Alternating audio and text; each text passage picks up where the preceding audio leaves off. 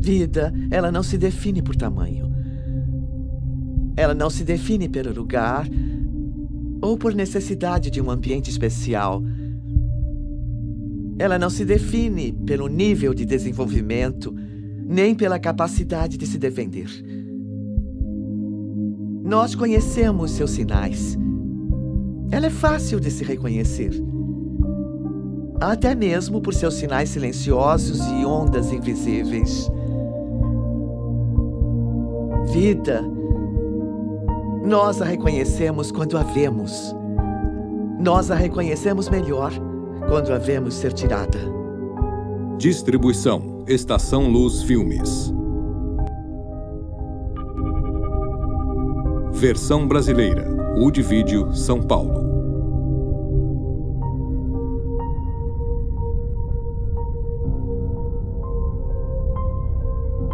Olá, eu sou Alvida King. Meu tio, o Dr. Martin Luther King Jr., disse uma vez: a injustiça em qualquer lugar é uma ameaça à justiça em todo lugar. Este filme aborda o ato do aborto e as suas consequências. Você vai ouvir testemunhos individuais da vida real e comentários de especialistas ao embarcar nesta jornada que aborda o que acontece na indústria do aborto e como vidas são impactadas. Poucos marcos culturais são tão visíveis ou têm um impacto de tão grande magnitude sobre a nossa sociedade. E ele surgiu mediante a manipulação dos mais sugestionáveis numa campanha de mentiras, burlando o poder legislativo. Esta campanha foi conduzida perante nossas instituições judiciárias não eleitas, que não respondem ao povo.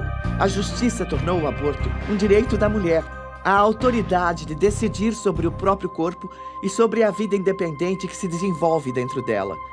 Empregaram eufemismos para fazer a criança parecer menos que humana. Um massacre sancionado não sob a autoridade constitucional, mas dos recantos mais sombrios dos corações dos homens. Efetivamente, é o direito de assassinar. Para justificá-lo, a justiça ignorou fatos científicos incontestáveis. Estava tão claro em 73 quanto está hoje, como estava ainda em meados do século XIX, quando as legislaturas estaduais regulamentaram o aborto, alterando as leis em vigor, segundo as quais o aborto era ilegal, mas só após haver movimentos fetais. Esta mudança veio após a declaração da ciência, segundo a qual a vida humana se inicia na concepção.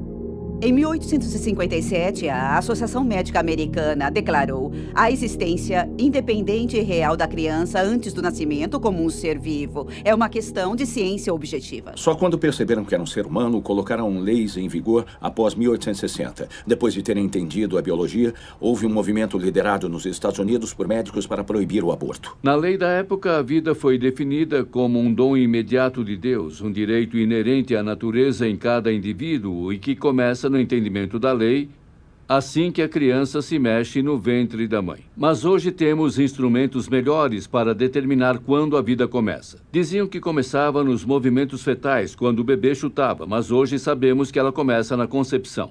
O ministro Harry Blackman disse: mas ora, a religião, a ciência, a filosofia, todos discordam sobre o início da vida. Portanto, a justiça não irá se posicionar a respeito do assunto. No caso Roe contra Wade, foi dito que neste estágio do desenvolvimento do conhecimento não se sabe quando a vida humana se inicia. Ora, isso é uma mentira intelectualmente desonesta. Muito bem. Este argumento de que não se sabe quando a vida começa é um argumento baseado em nenhum fato biológico. Um relatório do Senado afirma que médicos, biólogos e outros cientistas concordam que a concepção marca o início da vida de um ser humano, um ser que está vivo e um membro da espécie humana. Há um esmagador consenso a respeito da questão em inúmeras obras médicas, biológicas e científicas. Com certeza trata-se não do corpo da mulher, entretanto dessa nova vida, desse novo embrião, esse novo início, como um ser humano distinto. Mas para saber ser um ser humano, não me interessa o que a jurisprudência diz, não me interessa o que a própria história diz, o que a filosofia diz, não me interessa o que a tecnologia diz. Se eu sou um legislador, eu quero saber o que a ciência diz de quando há um ser humano. E mesmo nessa época, em 73, a ciência era clara.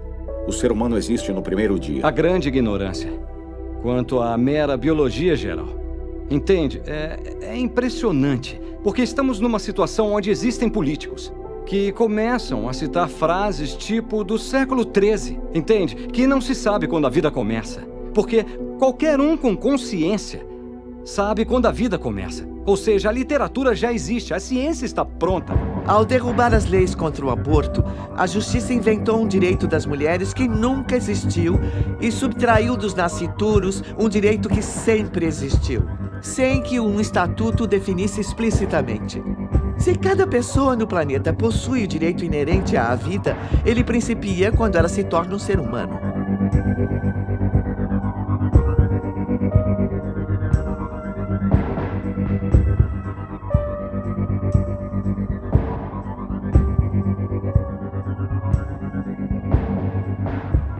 Os fatos científicos não devem ser postos em dúvida. É quase risível até onde algumas pessoas iriam para tentar questioná-los. O que eles iriam ver é que quando se compara o genoma do DNA da mãe com o dos embriões, mesmo numa fase muito inicial, observa-se que se trata de dois indivíduos independentes e distintos. Por distinto, entende-se que você era um ente diferente de sua mãe. Você não fazia parte dela, embora estivesse abrigado nela. E se você recorrer a todos os livros, vai concluir que todos dirão sim. Quando se tem 46 cromossomos, quando se tem o sexo identificado, quando se tem um embrião autodefinido e que se autodesenvolve, o qual tem todo o necessário para prosseguir se desenvolvendo até a morte. Este é o princípio da vida humana. Livros de embriologia de todo o mundo, eles confirmam unanimemente que desde os estágios iniciais do desenvolvimento, desde o início, você não fazia parte de outro ser humano.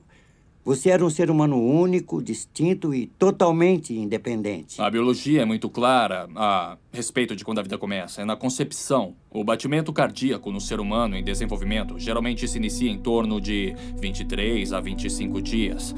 Raramente após 3 semanas de gestação. Já conversei com centenas de aborteiros. E todos eles, sem exceção, disseram em dado momento: sou um assassino.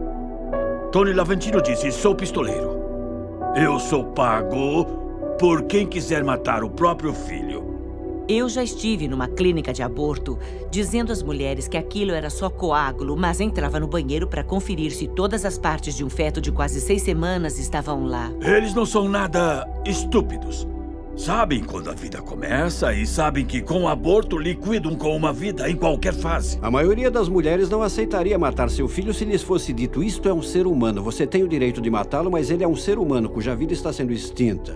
Muitas mulheres não fariam isso. Precisamos começar a usar palavras que sejam verdadeiras, em vez de usar eufemismo para encobrir as coisas.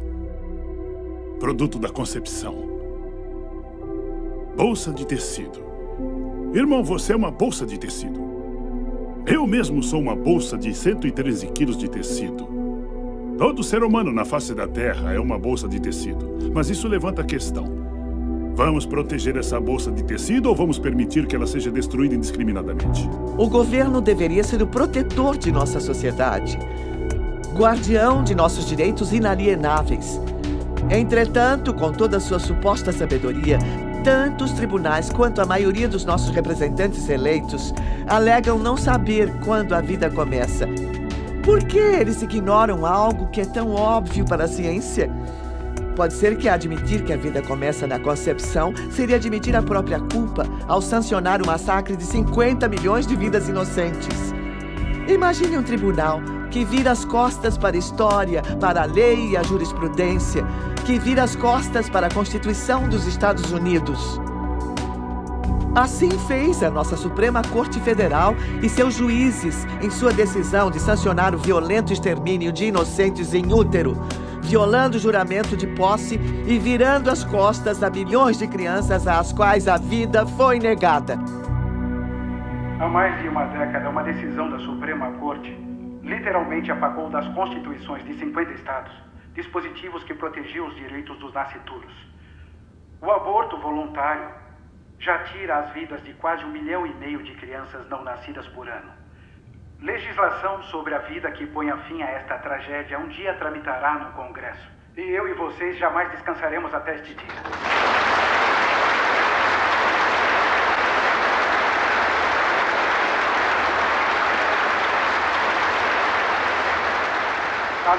que, até que seja provado que o nascituro não é um ser vivo, os seus direitos à vida, a liberdade e a busca da felicidade devem ser totalmente protegidos. Os autores da Constituição disseram, de modo a assegurar as bênçãos da liberdade para nós mesmos e para a nossa descendência, nós promulgamos e estabelecemos esta Constituição para os Estados Unidos da América. O objetivo principal da Constituição era proteger as gerações ainda não nascidas e assegurar os benefícios da liberdade. Nenhum tribunal tem autoridade para contradizer a Constituição. E quando a contradição é evidente, ela não deve ser seguida. Em virtude da Constituição não mencionar o aborto em nenhum momento, eles tinham que encontrar algum lugar. E a Justiça disse, ele é encontrado nas penumbras, que quer dizer nas sombras da Constituição.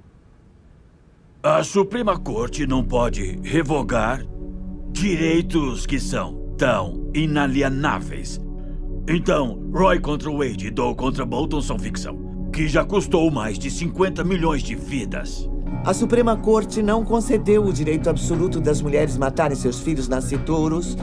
Ao revogar o que sempre foi um direito natural, eles legitimaram um homicídio sob forma de aborto, tornando uma decisão médica confiada aos médicos e decidida em consulta com a mulher grávida.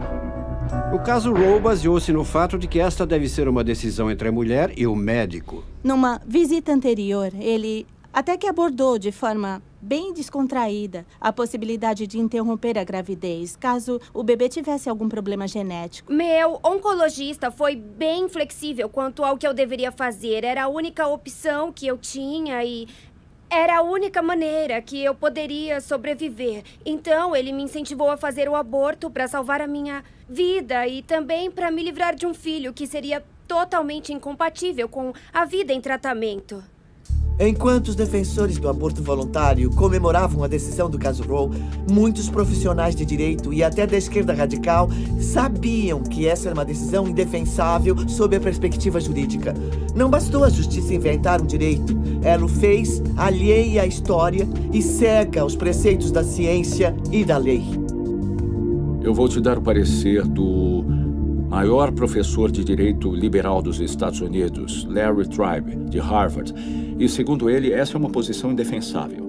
A própria Suprema Corte, em 1992, em paternidade planejada contra Casey, disse claramente que se fosse para eles uma questão de julgamento a priori, se não houvesse jurisprudência, eles poderiam perfeitamente não contemplar o direito ao aborto. Então, esse tribunal passou a dizer que, como houve precedente em Roe contra Wade em 73, temos que respeitá-lo, o que é apenas uma péssima lógica jurídica que não é seguida em nenhuma outra área do direito. Hoje se define precedente como qualquer coisa que um juiz diz, uma vez que ele está acima de você.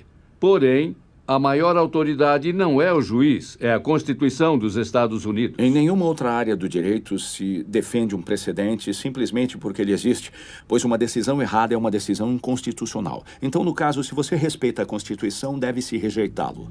O mito não é que eles não sejam filhos e que não sejam pessoas. O mito é que não podemos negar a proteção aos filhos enquanto no útero, mas reservá-la para nós mesmos. Na realidade, não podemos. Assim que você retira a proteção de qualquer um da família, individualmente ou em grupo, você o está negando a todos. O direito à vida está na 5ª emenda e na 14ª emenda da Constituição. Nela não figura o direito ao aborto. E os juízes usurparam seu papel de protetores da Constituição quando criaram um direito que nunca deveria estar na Constituição. A lei rege até os tribunais. E se você falha em reconhecer esse princípio básico, os juízes são sujeitos à lei. Então tem-se a distorção, mas isso não a torna lei. Não há nada na Constituição que diga que a Suprema Corte Federal tem o direito de legislar sobre tudo. É para isso que existe o poder legislativo. Cidadão consciente deve admitir que, se a política do governo sobre questões vitais que afetam todo o povo acaba sendo irrevogavelmente determinada por decisões da Suprema Corte Federal, as pessoas deixam de ser seus próprios governantes, tendo, dessa forma, praticamente delegado o seu poder às mãos da eminente corte. Bem que Abraham Lincoln, por ocasião do seu discurso de posse, disse basicamente que se a Suprema Corte é árbitro último do que a Constituição diz, então deixamos de ser os nossos próprios governantes e a Suprema Corte, então, é nossa tirana. Um desfecho previsível que se desenrola a partir deste direito fabricado poderá ser visto num segmento da nossa sociedade. Se os abortos continuarem e a tendência predominante persistir, a coletividade afro-americana verá um nítido declínio populacional, pois não teremos mais a taxa de reposição de 2,1 necessária para manter uma população estável. Com o tempo, a nossa população distinta se tornará politicamente irrelevante. Tudo pelo que temos lutado e conquistado até hoje em nossa história não terá sido nada além de um breve momento, quando fizemos a diferença e tínhamos uma voz no palco político dos Estados Unidos. Silenciada pelas mãos dos pró-aborto. Nos Estados Unidos, após Roe contra Wade, cerca de 10% da raça branca foi dizimada via aborto e 28% da raça negra foi dizimada pelo aborto também. Para cada 5 mulheres afro-americanas que engravidam, 3 optam por abortar. Todos os dias, 1.452 crianças afro-americanas, dentro de um total de 4.000, morrem em útero via aborto. Afro-americanos constituem 12% da população, mas compõem 36% de todos os abortos. Então, somos desproporcionalmente afetados pelo aborto. E o aspecto racial disso é, sim, muito claro. Eles fazem abortos 2 vezes mais do que o resto da sociedade norte-americana. Isso não acontece por acaso. Abortos acontecem quando pessoas são um alvo. Após 35 anos de abortos, já perdemos 14 milhões de vidas. Utilizamos só 25% de todos os outros serviços, mas quase 45% dos abortos realizados. Cada mulher deve ter 2,1 filhos para manter uma população estável num país desenvolvido como os Estados Unidos.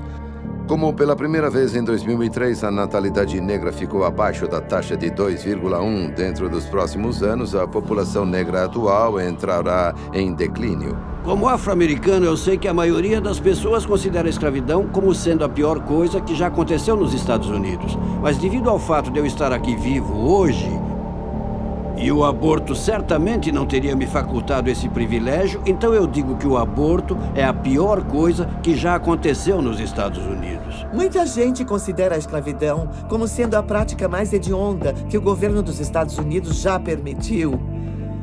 E também há aqueles que sabem que até os africanos trazidos nos navios negreiros, que perderam a vida, talvez 1 ou 2 milhões, são apenas uma parte de uma grave prática opressiva que perdura até hoje.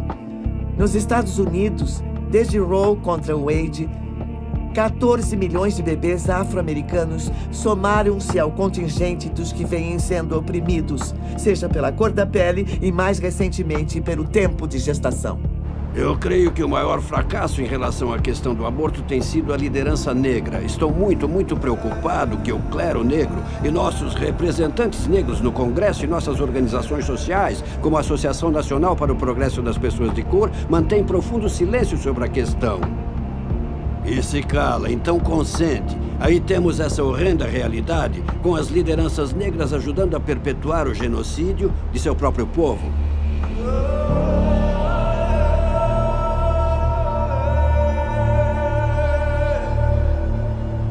A paternidade planejada da Geórgia está estrategicamente localizada no coração da comunidade da Universidade Estadual da Geórgia.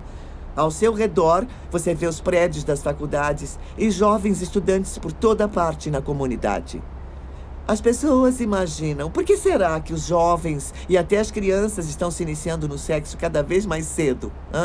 Bem, não é tão difícil de descobrir. Você tem a paternidade planejada no centro da comunidade universitária, não muito longe das escolas de ensino médio e com jovens caminhando por toda parte, e que podem entrar lá e receber orientação de paternidade gratuita, anticoncepcionais a baixo preço e preservativos grátis. E quando tudo falha, eles fazem aborto. 20 anos após Roe contra Wade, as pessoas organizaram suas vidas pessoais em torno da disponibilidade do aborto como alternativa quando a contracepção falha. A paternidade planejada é um dos maiores distribuidores de recursos de controle de natalidade, mas eles falham 2 milhões de vezes por ano nos Estados Unidos. E o que vemos, segundo o Instituto Alan Guttmacher, que é um órgão de pesquisa da paternidade planejada, quase 2 em cada 3 mulheres praticando aborto usavam contraceptivos quando engravidaram. Assim, é uma maravilhosa forma autorrealimentada de se vender um produto. Aí o produto falha, aí se oferece às pessoas o aborto para corrigir a falha do produto que eles mesmos vendem. Tínhamos um programa de venda de abortos que se chamava de educação sexual. Era vencer a timidez natural, separá-las dos pais e de seus valores e nos tornarmos os especialistas em sexo das vidas delas para que recorressem a nós. Aí dávamos um anticoncepcional de baixa dosagem e ficavam grávidas, ou um preservativo defeituoso porque não tínhamos os mais caros, só os mais baratos. Nossa meta era entre 3 e 5 abortos de cada menina entre as idades de 13 e 18 anos. Sendo jovens de tenra idade, eles estão sexualmente ativos. E dizem que se conseguirem fazer uma menina de cerca de 16 anos fazer um aborto, ela irá fazer mais 3 ou 4. Porque ela permanece sexualmente ativa. Então, dão anticoncepcionais, oferecem as marcas mais baratas de tudo e ainda usam a máscara de que querem ajudar e enganam todo mundo. Oferecem um anticoncepcional de baixa dosagem que, para se exercer qualquer nível de atividade sexual, tem que ser tomado no mesmo horário todos os dias. A menina não respeita o horário e, ao perder o rigor, ela fica com o sistema desprotegido. A atividade sexual vai de 0 vezes por semana até entre 5 a 7 vezes por semana. Se ela não tomar a pílula corretamente, engravida. E para quem ela liga quando engravida?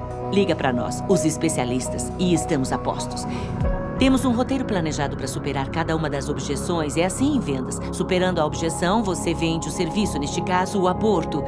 E quando ela liga, a primeira providência é tranquilizar.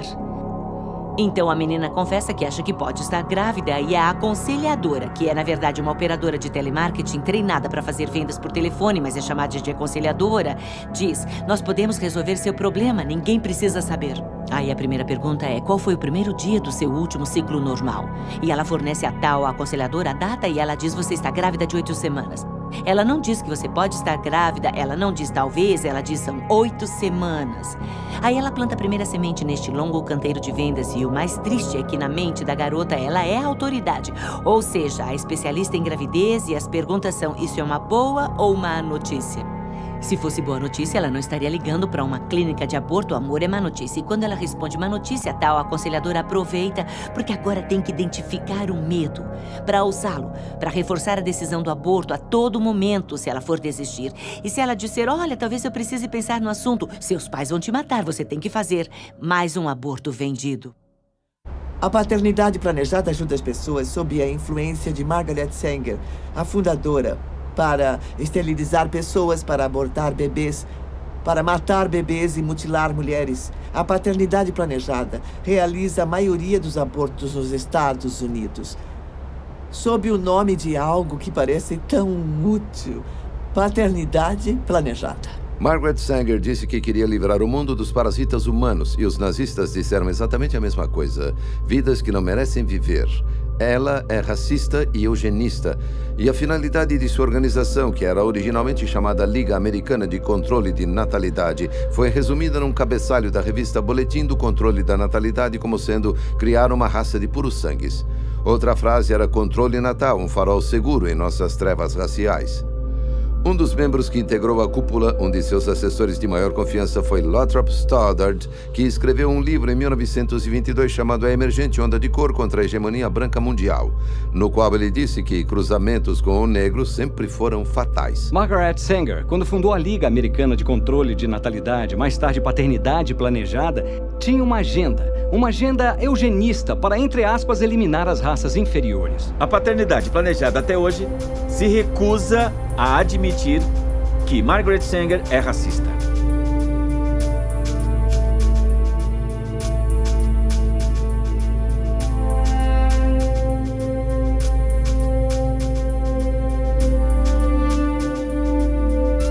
Embora embora nenhuma conexão direta tenha sido estabelecida entre Margaret Sanger e Adolf Hitler, há elementos nazistas suficientes que indicam que suas filosofias estão mutuamente alinhadas e que eles compartilham muitos dos mesmos ideais distorcidos. É pouco divulgado, mas nos Estados Unidos a esterilização forçada de mulheres das minorias só parou em 1972.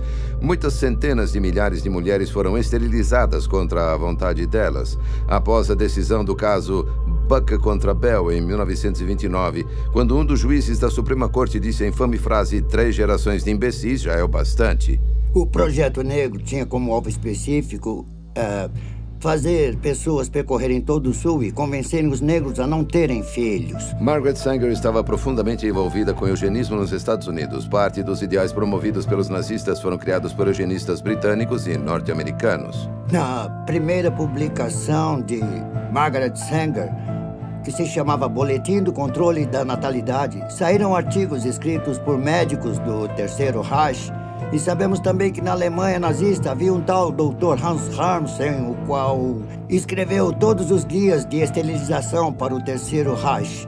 Em seguida, após a Segunda Guerra Mundial, ele fez parte do grupo que estabeleceu a filial alemã da Federação Internacional da Paternidade Planejada. Então, há uma série de relações entre as atrocidades que ocorriam na Alemanha nazista e a paternidade planejada. Embora as esterilizações forçadas de mulheres negras tivessem terminado em 72, o movimento eugenista prosseguiu com a derrubada das leis estaduais em 73, quando da instalação do caso Roe contra Wade. Enquanto o método havia mudado, os resultados ainda eram obtidos, só que agora os eugenistas seriam capazes de continuar a matar bebês e mutilar mulheres em escala industrial. Com o foco voltado para as coletividades minoritárias e estimulando o aborto em taxas bastante elevadas, estariam garantindo o declínio populacional daqueles que Margaret Sanger considerava os parasitas. Este grande holocausto na coletividade afro-americana se baseia no racismo via paternidade planejada. Muita gente conhece o caso de Roe contra Wade, que legitimou o aborto após o primeiro trimestre de gravidez. Foi o caso de Doe contra Bolton, centrado em Sandra Cano, que legitimou o aborto durante os 3 trimestres. Esta decisão legitimou matar um ser humano perfeitamente viável até o dia do seu nascimento. Agora, o aborto é possível em todos os 9 meses de gravidez, não por causa de Roe contra Wade, mas por causa de Doe contra Bolton, segundo eles, pela saúde da mãe. O aborto pode ser realizado em qualquer dos 9 meses de gravidez, mas o problema é que saúde foi estendida à saúde mental. E diríamos a esta jovem mulher temerosa: você terá problemas com a gravidez, você devia interrompê-la, não devia? Ela diria sim e constaria saúde emocional. Mais de 60% das pessoas não acreditam que abortos são feitos após 20 semanas de gravidez. Infelizmente, o aborto foi descriminalizado em toda a sua extensão, até o instante do nascimento. Assim que a proteção da vida foi retirada de todos os 9 meses de gravidez, a paternidade planejada acelerou sua agenda eugênica, instalando a maioria de suas clínicas de aborto, agora legalizadas, nos bairros das minorias. A Federação para a Paternidade Planejada dos Estados Unidos instala a maioria de suas clínicas de aborto em bairros de minorias e realiza a maior parte de seus abortos nas mulheres das minorias. Sabendo que não obteriam a aprovação do povo, nem das legislaturas da maioria dos estados, nem do Congresso, os que defendiam a legalização do aborto se armaram de mentiras e estatísticas falsas e, burlando os escalões legislativos, levaram as suas provas forjadas aos tribunais.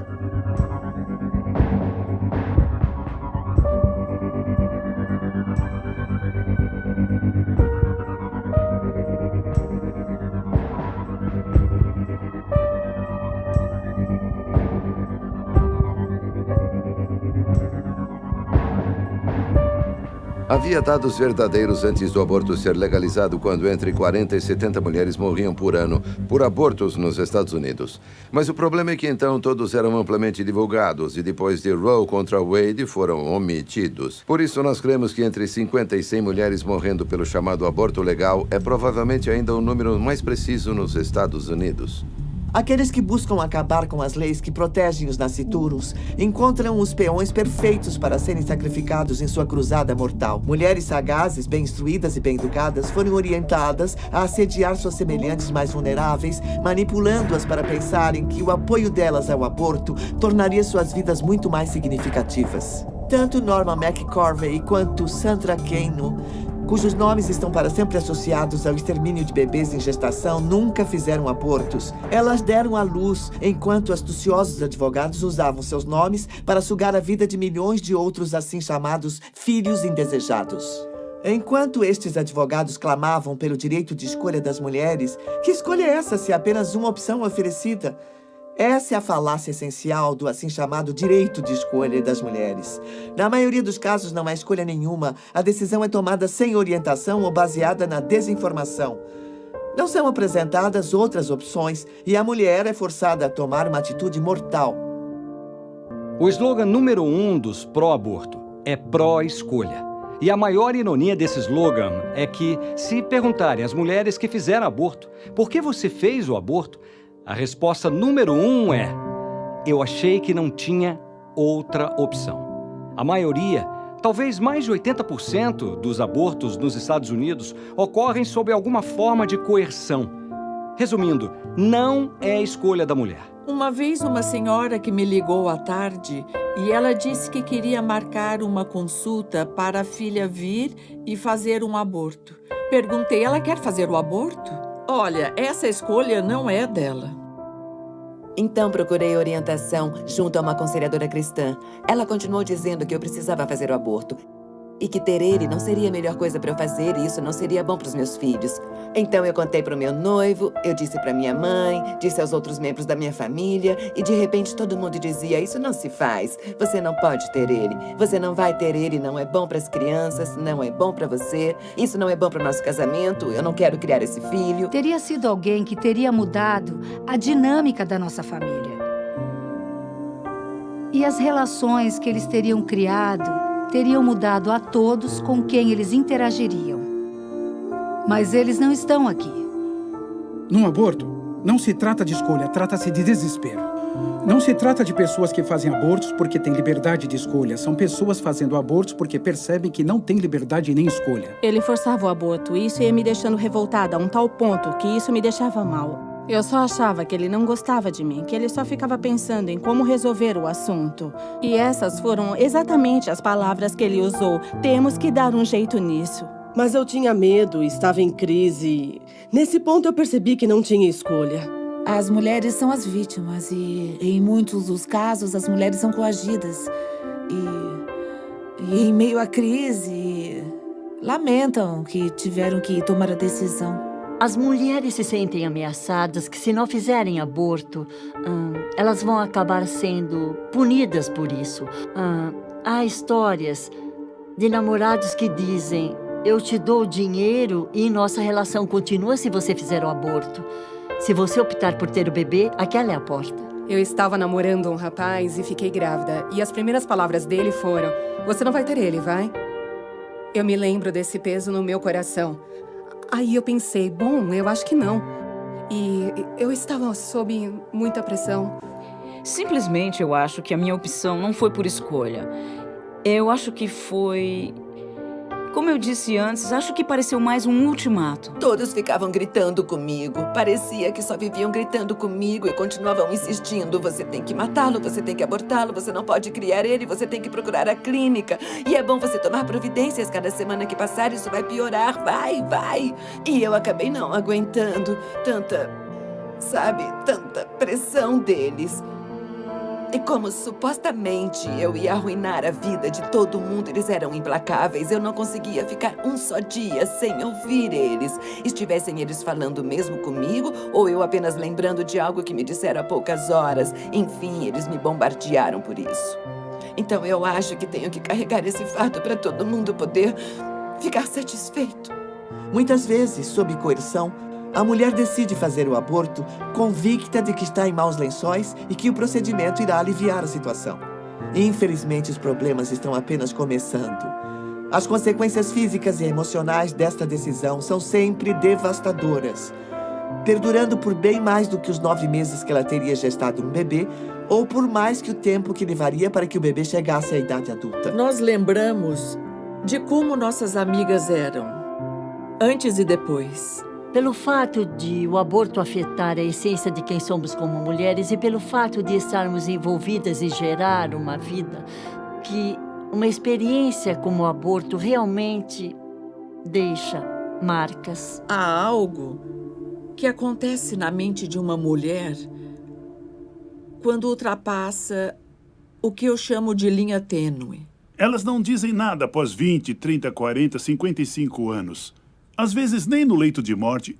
Ninguém sabe por que elas, tão traumatizadas, ainda mantêm esse silêncio. Isso também pode ter efeitos psicológicos a curto e longo prazo para a mulher. A Suprema Corte disse que no caso Gonzalez contra Carhart, que isso não é ciência espacial. É corriqueiro notar que algumas mulheres sofrem consequências negativas do aborto. Ela disse, bom, eu tenho certeza que você tem transtorno do estresse pós-traumático do aborto que você fez aos 14 anos. Eu disse, não tem nada disso. Eu sempre achei que eu tinha depressão crônica, ou que era bipolar, ou tantas outras coisas que os médicos diagnosticaram, mas foi com certeza o meu aborto que causou sérios traumas emocionais por tanto tempo. Temos mais e mais homens e mulheres que fizeram aborto se declarando a respeito e tanto testificando a dor e o desespero que o aborto causou, quanto atestando o fato de que o aborto não resolveu seus problemas, só criou mais problemas. Em seguida, eles estão, pelo próprio testemunho, tornando impossível. Mas, por outro lado, dizer, ouça as vozes das mulheres, isso é uma coisa positiva para as mulheres, o que é lógico. Dizem isso há décadas e agora estão dizendo que o aborto é ruim. E então, mais tarde, as mulheres vão lamentar profundamente e sofrer anos com pesadelos e ansiedade e indescritível dor e angústia. Por que tantas mulheres, incluindo a mim mesma, têm sonhos com seus filhos? Em especial na minha situação, porque eu não pensei nele como um filho, mas eu tive pesadelos e sonhos com crianças.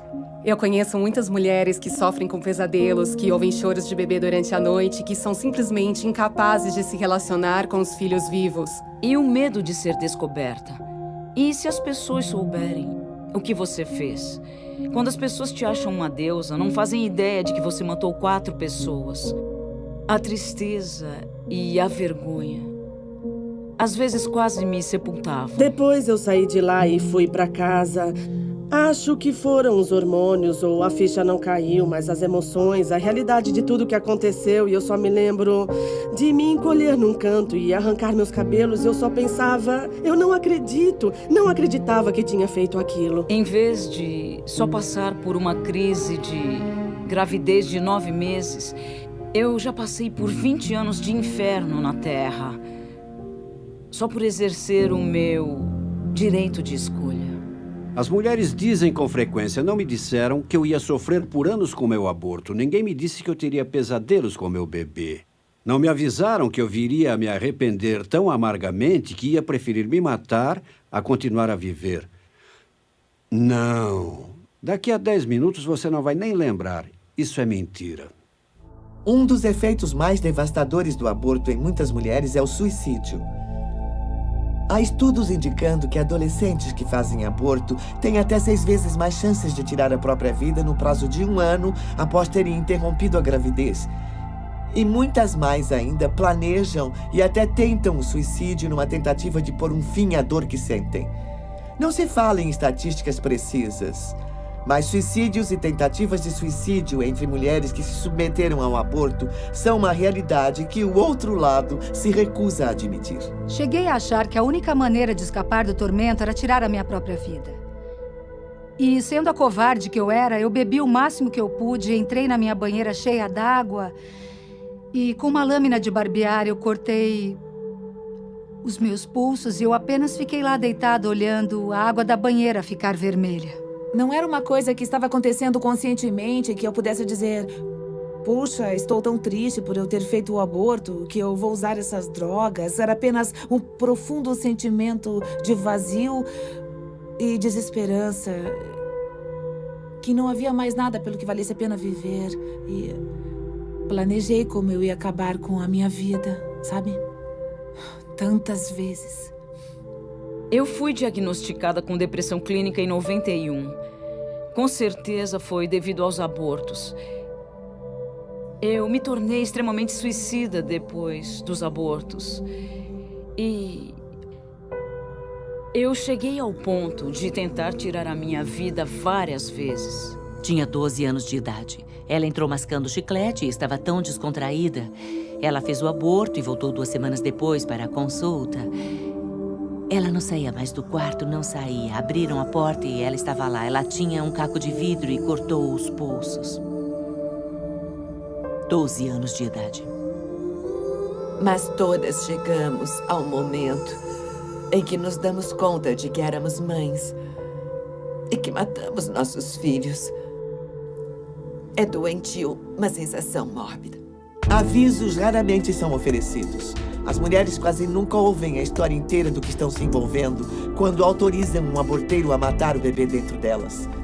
Nem sobre as consequências e efeitos conhecidos, como câncer de mama, vertigens e outros traumas femininos, ainda que eles só afetem metade das mulheres ou 1/4 das mulheres. Não seria melhor deixá-las saber o que elas podem sofrer por sua escolha? Não seria também sensato que elas soubessem de todos os riscos envolvidos? O governo exige advertências quanto a todo perigo potencial. Cada maço de cigarros, cada garrafa de bebida alcoólica, cada embalagem de medicação traz um aviso de possíveis riscos à saúde. Por que não um aviso sobre algo tão traumatizante, tão potencialmente nocivo como um aborto? Há numerosas provas quanto às consequências físicas e psicológicas e houve uma grande pesquisa na Nova Zelândia há cerca de 2 anos que mostrou as consequências a longo prazo. Muitas mulheres tornam-se inférteis. Elas sofrem outros problemas do aparelho reprodutivo e acabam tendo de fazer esterectomia total. Serão incapazes de conceber ou de ter outros filhos. Numa das mulheres, a potência da máquina de sucção que faz o aborto foi tão forte que provocou o prolapso das trompas de Falópio e ela nunca mais pôde ter filhos. O aborto é uma cirurgia e implica em riscos importantes. Ao contrário de cirurgias que salvam vidas ou aliviam o sofrimento, o aborto é uma cirurgia eletiva de conveniência que raramente é realizada para salvar a vida da mãe. Eu não fiquei lá durante todo o aborto, mas alguém ficou lá com ele. Eu só fui lá no final e eu nunca tinha visto tanto sangue. Assim, entende? Sangue por toda a parte. E nós a colocamos na sala de recuperação e ela ensopou a cama e trocamos a cama algumas vezes. E a pressão arterial dela era irregular. E o médico foi embora. Eu fiquei preocupada com ela e tentei ligar para o médico. E o namorado dela ficava querendo ir para casa e a pressão arterial estabilizou um pouco, mas eu não acreditava que ela... Foi uma sensação que eu tive de que ela não estava bem. Às 22 horas, o namorado disse que se qualquer coisa acontecesse, que ligasse para ele na hora. E às 4h30, ele ligou para o médico. Ele ignorou. Ele a pegou, a colocou numa banheira com água quente e a última gota de sangue do seu corpo saiu. E ele me ligou por volta das 6 e disse que ela estava morta. E ele imediatamente começou a me contar como iria encobrir. E, de alguma forma, deu tudo certo. A autópsia não revelou nada, não houve processo, nada aconteceu, os jornais não ligaram, ninguém apareceu. Nós matamos aquela mulher e fizemos abortos no dia seguinte. E muitas vezes vemos mulheres jovens que morreram por aborto e na certidão de óbito se lê alguma coisa como gangrena espontânea do ovário, complicações terapêuticas ou coisas do gênero. As famílias ficam tão abaladas com o que acontece e envergonhadas com a filha que fez o aborto e morreu em virtude dele que não se manifestam. Veja que o aborto torna o médico quase imune a processos, pois a mulher fica tão constrangida por fazer um aborto que mesmo se for por imperícia dele, ela tiver que fazer esterectomia, ninguém conta nada sobre isso a ninguém. Nunca. Porque não querem que ninguém saiba. Tivemos uma garota de 22 anos, uma modelo, que entrou dançando, pulou em cima da mesa, disse ao médico rindo que ela não usava calcinha, com 22 semanas de gestação. Colocamos ela na mesa e há um procedimento chamado manobra de Hansen, que o médico pode fazer sozinho ou alguém pode fazê-lo, mas eu fiz com bebês grandes, 2 abortos de bebê grande. Eu segurei os bebês e se diz, a cabeça está aqui, os pés aqui, as nádegas aqui, e você gentilmente empurra o bebê para baixo contra o aparelho. E a primeira vez que o médico introduziu, tirou o aumento, que é o forro dos intestinos. Ele literalmente perfurou o útero dela e estava puxando as tripas para fora pelo útero da primeira vez que ele introduziu a aparelhagem. E a segunda vez que ele introduziu, ele puxou os intestinos e aí empurrou tudo de volta. Com o bebê vivo, acordamos a mulher, colocamos ela no carro porque é péssima. Péssima publicidade. Imagine ter uma ambulância na frente de uma clínica de aborto. Isso não se quer. Então, colocamos ela no meu carro e não a levamos ao hospital mais próximo. Nós não a levamos ao hospital que seria melhor para cuidar dela. Nós atravessamos a cidade até um hospital que nos ajudaria a encobrir o que foi feito. O cirurgião levou essa menina com um bebê completamente formado dentro dela, com os intestinos dela saindo pela vagina, até a sala de cirurgia lá em cima. 7 médicos operaram esse bebê dentro da garota.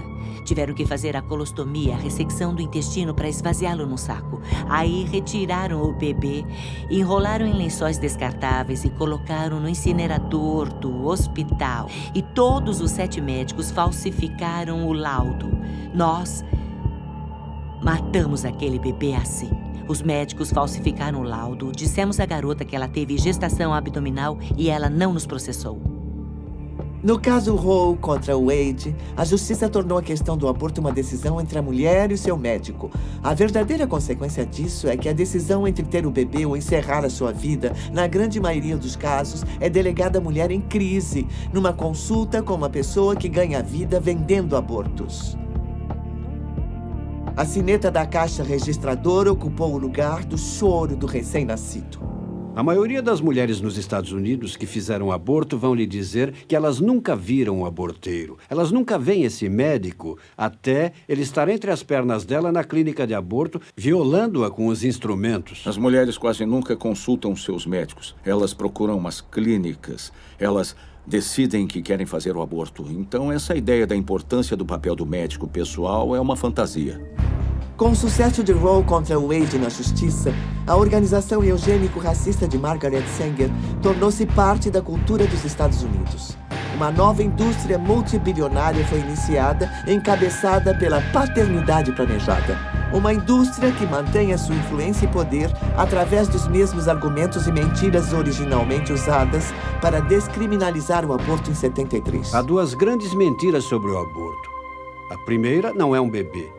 E a segunda é bom para as mulheres. Devemos também considerar outro interesse da paternidade planejada na indústria do aborto. O desejo de ganhar dinheiro para promover a causa. Dinheiro que é ganho vendendo educação sexual, vendendo contraceptivos que sabem que vão falhar milhões de vezes por ano, e depois vendendo abortos como meio de reparar as falhas, e às vezes até vendendo parte dos corpos dos bebês mortos pelos abortos. É fácil perceber que a indústria do aborto é um ciclo vicioso infinito de lucratividade. E é justamente quando as mulheres planejam a maternidade que a indústria do aborto perde. Eu não acredito que alguém imaginasse que veríamos uma indústria que se tornaria tão grande, uma indústria de dinheiro que é amplamente desregulamentada para realizar abortos. A paternidade planejada foi autorizada a entrar e dar palestras. Outras organizações dão palestras. Professores liberais dão explicações durante aulas de educação sexual. Ninguém fala em bebê. É produto da concepção, que pode ser removido se você não o quiser.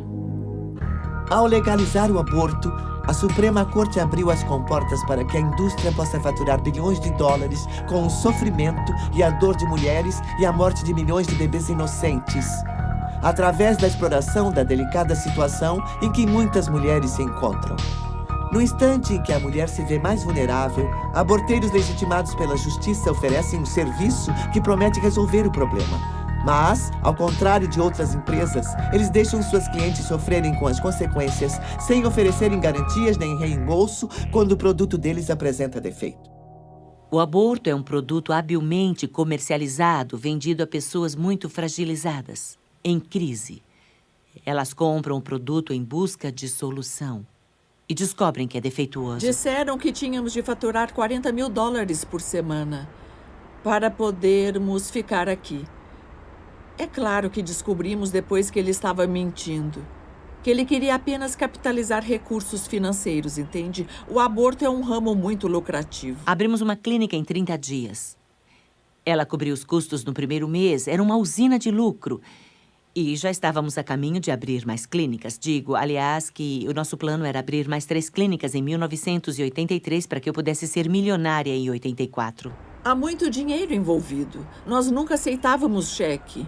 E nós aceitávamos cartões de crédito, mas torcendo o nariz.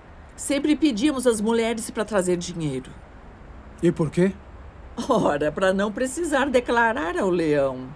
Eles ficavam umas 2 ou 3 horas e queriam fazer 20 abortos ou 30 e pegar o dinheiro e ir embora.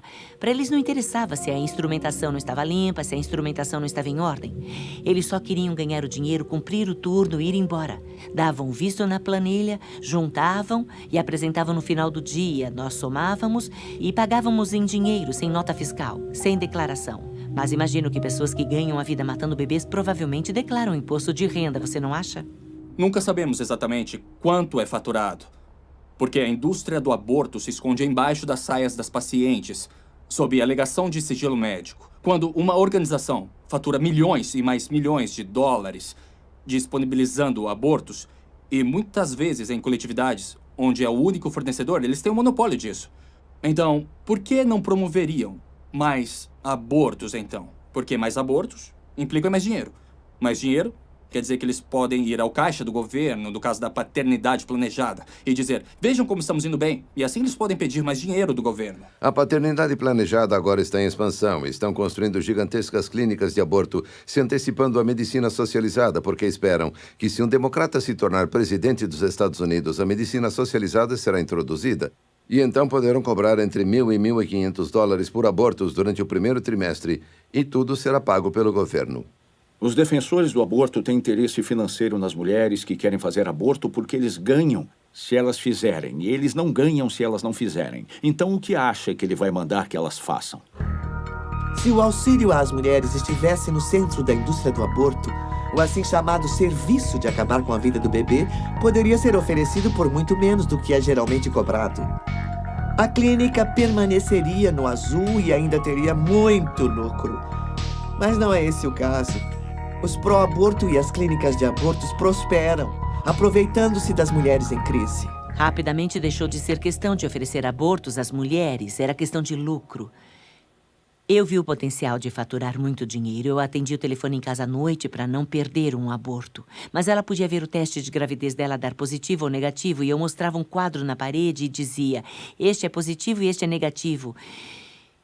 E se era positivo, havia funcionários treinados para abordá-la e segurá-la bem forte pelo braço e dizer, ela está confusa, ela está sofrendo, ela acabou de saber que está grávida e está deprimida.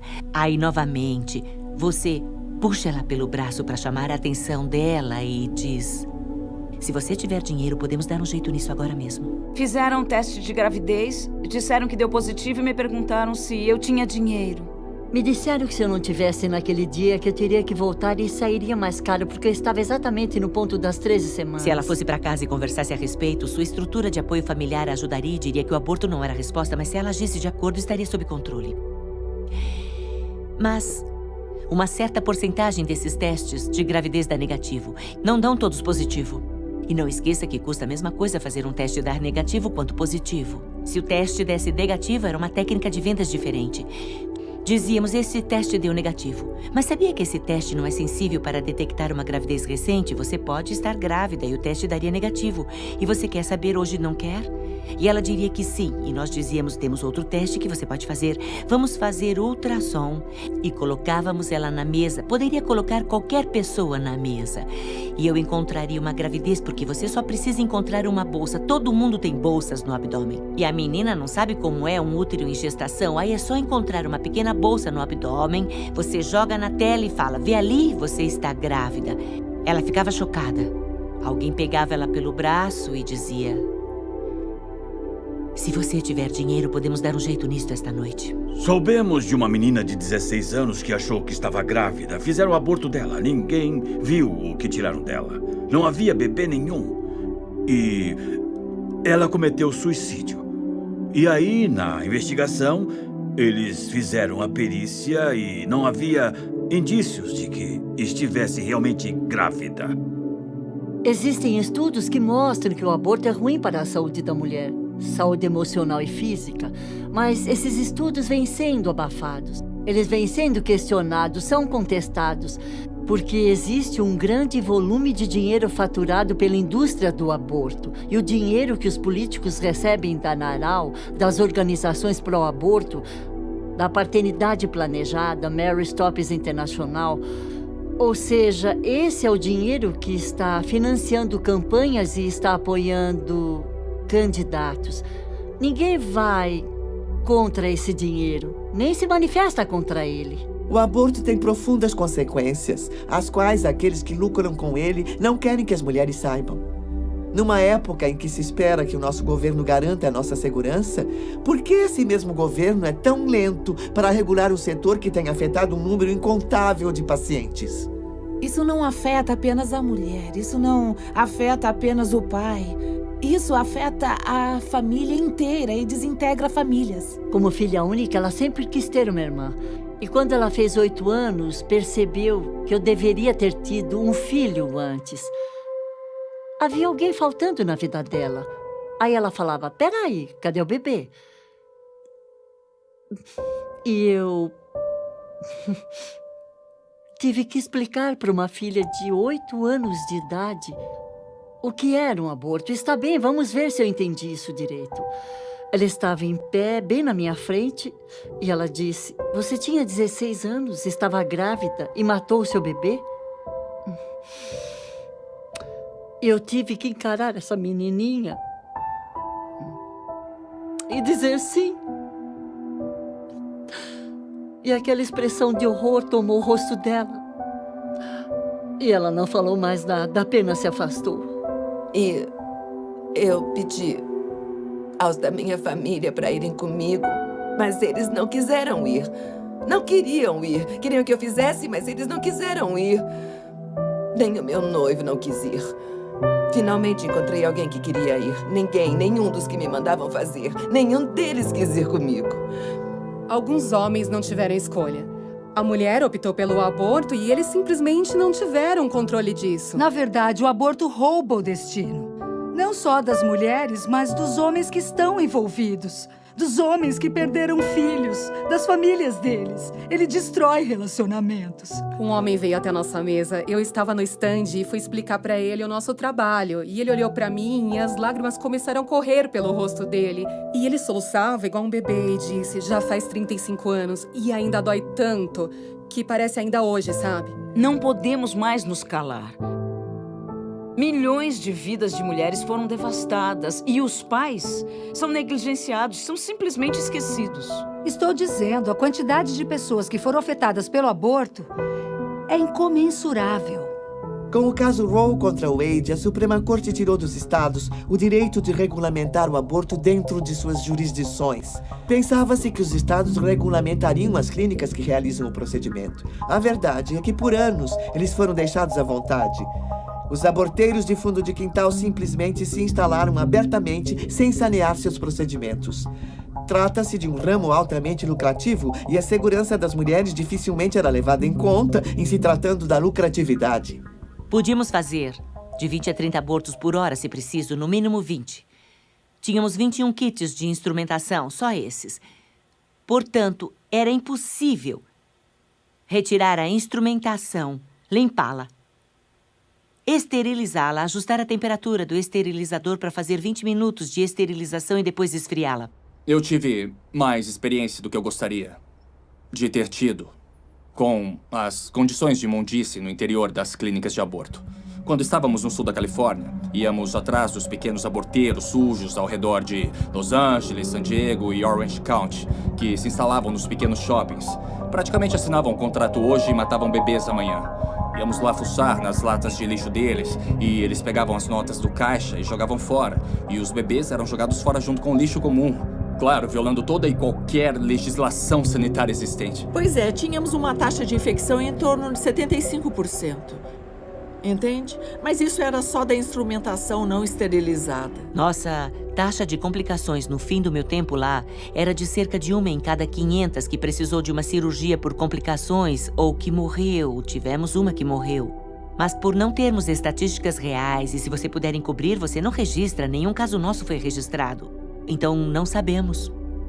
Algumas das condições nas que mandávamos nossos agentes, eu ia lá pessoalmente, via-se, de fato, sangue no chão, sangue nas paredes, via-se baratas e fezes de ratos. Em alguns desses lugares, você não entraria nem para cortar o cabelo, num lugar desses. Muito menos para fazer um procedimento cirúrgico tão invasivo. No hospital de Dallas, os médicos vão dizer que já viram abortos mal feitos ou veem abortos mal feitos o tempo todo.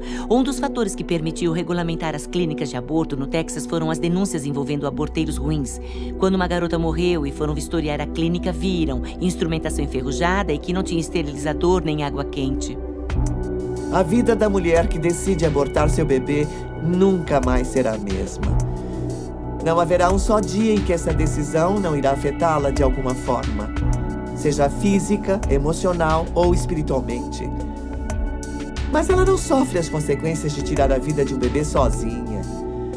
Os homens e mulheres que trabalham na indústria do aborto também pagam um preço vendo a matança de bebês inocentes dia a dia. Isso constitui um imenso fardo emocional. Mas ninguém fala sobre o que acontece dentro de uma clínica de aborto, onde todo mundo briga. É o lugar mais caótico que se possa imaginar. Os médicos brigam, os enfermeiros brigam, todo mundo está usando drogas, todo mundo bebendo, entende, tendo casos. Mas é grotesco olhar para o bebê e não ver que ele é realmente um ser humano. E, entende, não tem diferença de mim ou de você, exceto no tamanho. Eu confesso que estive envolvida na morte de 35 mil bebês.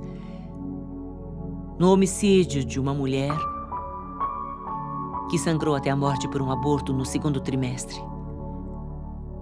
Por 19 mulheres que fizeram esterectomia ou colostomias. E nunca nenhuma apareceu em nenhum jornal, nenhum processo.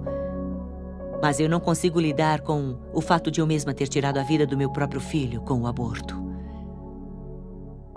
Ninguém lida com a morte e mentiras diariamente sem ser gravemente afetado por isso. E não houve ninguém que trabalhou nessa clínica que não tivesse jogado os bebês no lixo. E mesmo que eles não estivessem no lixo, eles já estavam enrolados numa toalha.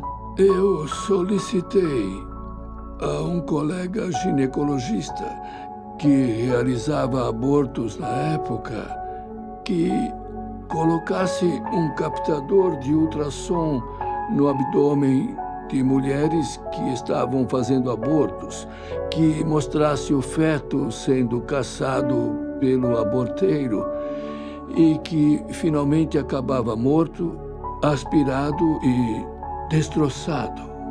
Eu já sabia que o que estava acontecendo era errado, mas durante este processo de 5 dias, eles inseriram uma bucha expansível no colo do meu útero para dilatar lentamente durante 5 dias. Lá pelo 3º dia, eu estava deitada numa maca e o bebê começou a chutar demais naquela maca. E eu lembro que eu pensei, alguma coisa está errada e ela está tentando me dizer isso. Ela tinha razão, porque aí George Tiller entrou para enfiar uma agulha grande no meu abdômen. E quase imediatamente o meu bebê parou de chutar. E eu não senti ela chutar mais. Então eu sei que foi o momento em que ela morreu, mas demorou mais uns 2 dias antes de eu entrar em trabalho de parto. A enfermeira, ela vinha até a maca olhando embaixo das cobertas, me apalpava para ver se eu estava dilatado bastante e quando estivesse ia ser levada para um outro quarto.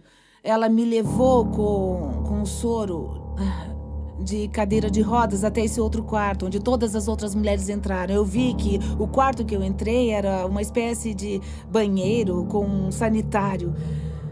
E a enfermeira mandou eu me apoiar nela para poder jogar o meu bebê no sanitário. Ele já estava morto a essa hora, mas como é vergonhoso e nojento isso que fazemos com essas crianças. Então, bom, isso me dói muito. Eu tenho um bebê no céu, em quem eu pensei tão pouco que eu joguei num sanitário. O resultado foi o filme de um feto sendo atacado pelo aborteiro por baixo, enquanto filmávamos de cima. Em outras palavras, pela parte superior do útero. E as imagens desse filme eram pavorosas, hediondas mesmo. Ele mostrava realmente o feto sendo destroçado, ao vivo e em cores. Não era um ultrassom preto e branco. Esse era em cores. Retirar pela cabeça era muito, muito difícil. Mesmo com 20 semanas. Uma vez um aborteiro ficou com uma menina na mesa por 6 horas tentando esmagar a cabeça do feto e não conseguia. Eu senti eles tirando os pedaços dele do meu corpo. Eu passei boa parte desses 20 anos tentando não lembrar disso. Mas eu lembro. Ninguém sabe o que acontece numa clínica de aborto. A escolha mais promissora é a decisão que favorece a vida. A decisão de levar a gravidez até o parto.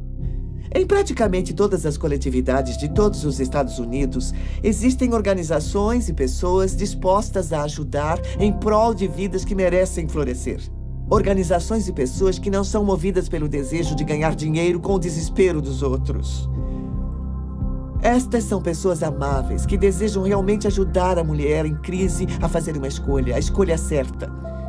Todo dia, por todo o país, pessoas de todos os estilos de vida e condições econômicas e sociais levantam-se e atendem aos apelos de seus corações para pôr um fim à anarquia e à desumanidade que é o aborto. Desde o aconselhamento de rua, tentando salvar aquela vida no último instante, até marchas que mostram aos nossos representantes eleitos que este é um assunto da maior relevância. Até organizações que tentam curar as mulheres afetadas por este ato brutal. Lentamente, as pessoas estão se conscientizando de que o aborto é errado e precisa acabar e que nós, como sociedade, precisamos pôr um fim a essa injustiça. Nós, o povo, estamos começando a chegar à conclusão de que a vida, até a vida desde a concepção, é o principal direito inerente a toda a humanidade. Aqui está o bebê. É o batimento cardíaco.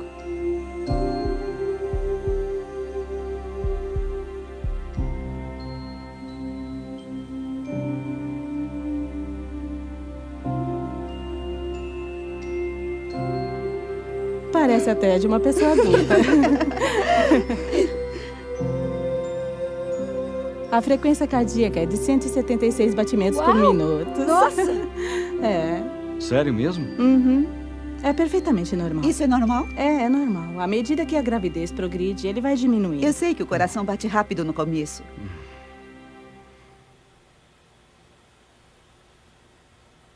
E todo dia eu penso como poderia ter sido.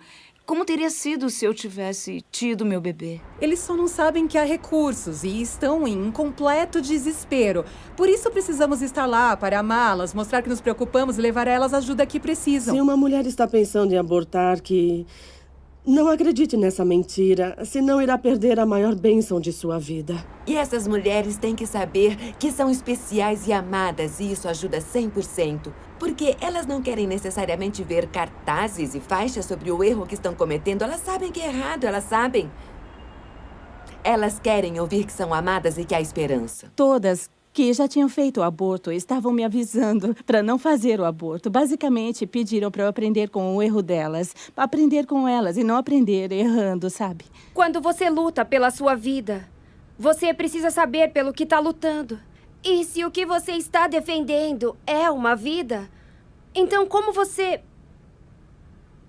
pode destruir uma vida? Na esperança de vencer essa luta, isso é quase uma hipocrisia. Porque eu luto tanto para salvar a mim mesma que terei que matar alguém para conseguir isso? Quando eu compartilho aquilo que eu fiz, é esperando poder atingir pelo menos uma mulher com a verdade sobre o aborto, para que ela não faça a mesma escolha que eu fiz, para que não acredite na mentira. Quando você se cura do seu aborto, todas as outras questões que havia em sua vida evaporam, elas somem. são resolvidas. Eu precisava deixar de pensar, precisava deixar Deus me perdoar.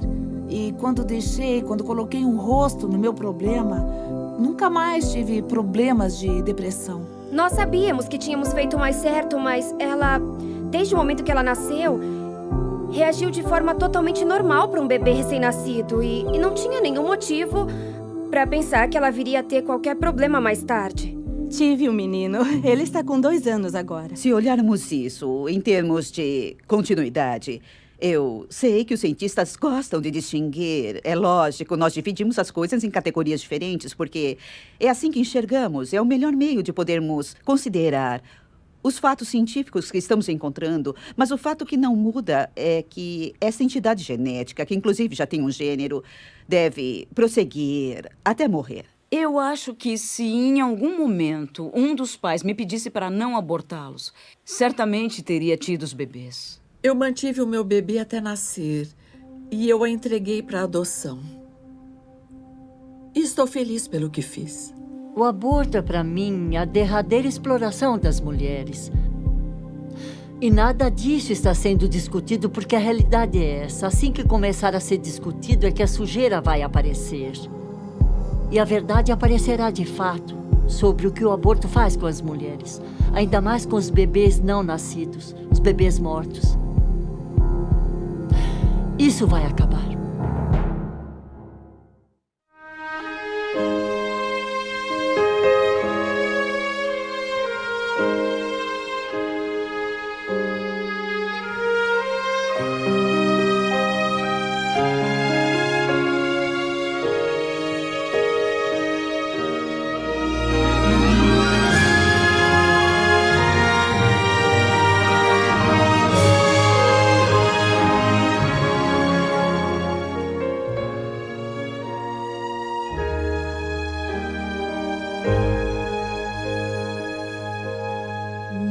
Be still when your back's against the wall. Victory, there seems no hope at all. I'll be your wings that soar so high, this side of paradise. Now be still until strong. Here I am, I'm your fire when it's cold. Here I am, I'm your guide when you lost your road. I'm your armor in the fields of war, when the enemy storms the door. Here I am forevermore.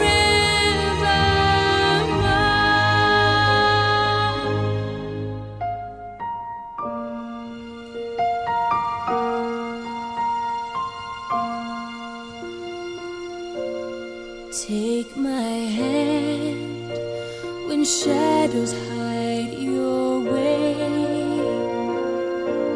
Take my hand, there'll come a brighter day.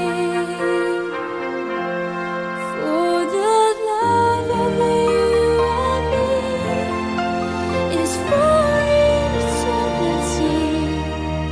Take my hand, close my eyes, stay. Here I am, I'm your fire when it's cold. Here I